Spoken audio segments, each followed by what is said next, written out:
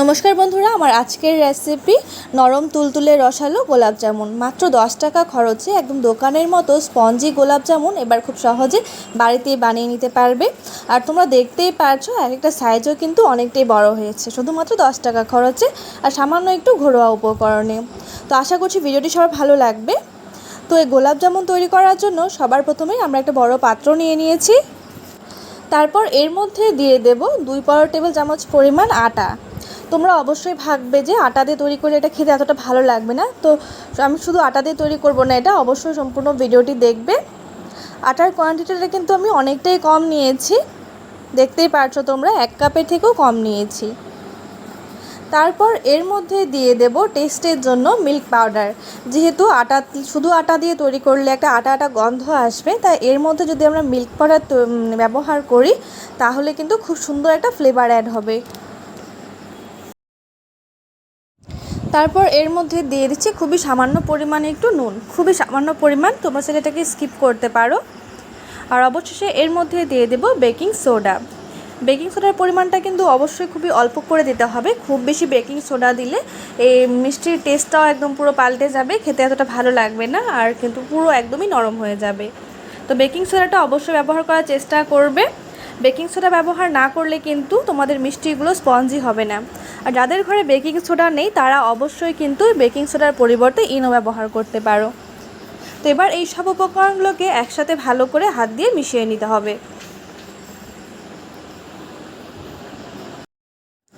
আর আমরা যেহেতু এই মিষ্টিটা আটা দিয়ে তৈরি করছি, তাই মিষ্টিটাকে সুস্বাদু তৈরি করার জন্য, যাতে একদম পুরো দোকানের ফ্লেভারে আনার জন্য এর মধ্যে দিয়ে দেব 2 থেকে 3 টেবিল চামচ পরিমাণ ঘি।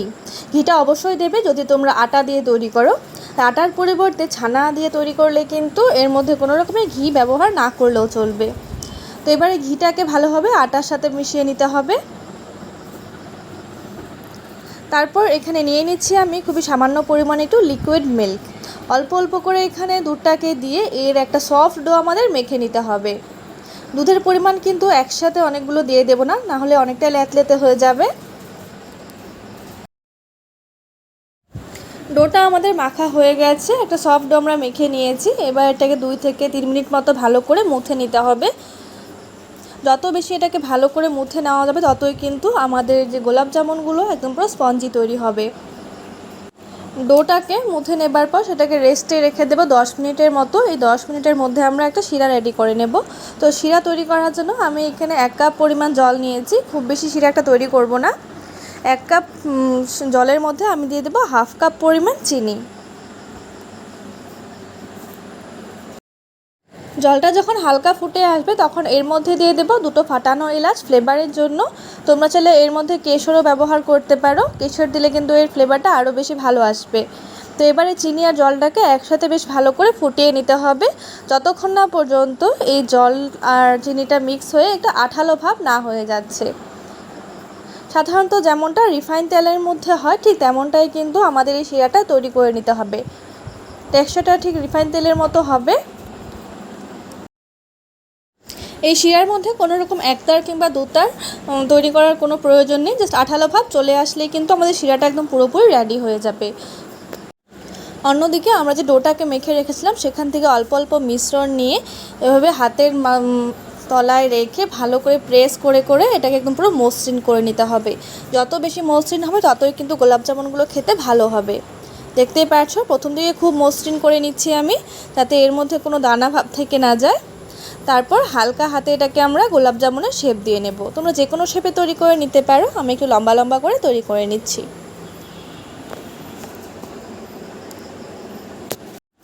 এভাবে করে সবগুলো গোলাপ জামুনের শেপ দেওয়া হয়ে যাবার পর অন্যদিকে আমি তেল বসিয়ে দিয়েছি।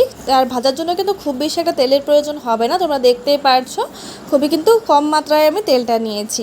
এই তেলটাকে কিন্তু হাই হিটে গরম করব না, মিডিয়াম ফ্লেমে হালকা গরম হয়ে আসলে আমরা এক এক করে এই গোলাপ জামুনগুলোকে ভেজে নিতে হবে। একদম হাই আঁচে ভাজলে কি হবে, ওপরটা খুব তাড়াতাড়ি কালার চলে আসবে আর ভেতরটা কাঁচা থেকে যাবে, তাহলে কিন্তু এটা খেতে ভালো লাগবে না। মিডিয়াম ফ্লেমে বেশ ভালো করে উল্টে পাল্টে এটাকে ভেজে নিতে হবে। এক পিঠ হয়ে আসলে আমরা আরেক পিঠ উল্টে দেব, উল্টে পাল্টে বেশ লালচে করে ভেজে নিতে হবে।